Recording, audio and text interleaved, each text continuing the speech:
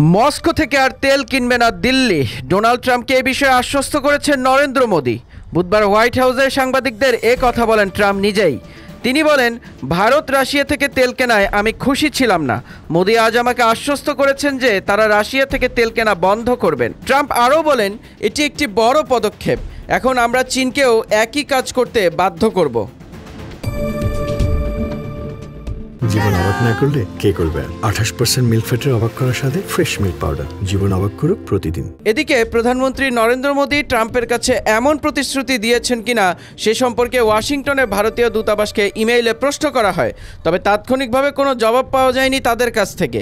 রাশিয়ার তেল কেনা বন্ধ করার ভারতের প্রতিশ্রুতি নতুন মোড় দেবে বিশ্বব্যাপী জ্বালানি কূটনীতিতে, কারণ ইউক্রেনের চলমান যুদ্ধের মধ্যে ওয়াশিংটন মস্কোর তেল রাজস্ব বন্ধ করার চেষ্টা করছে। রাশিয়া থেকে যেসব দেশ তেল কেনে তাদের মধ্যে ভারত অন্যতম। তাই এই পদক্ষেপ মস্কোর অন্যতম শীর্ষ জ্বালানি গ্রাহকের একটি বড় পরিবর্তনের ইঙ্গিত দিচ্ছে।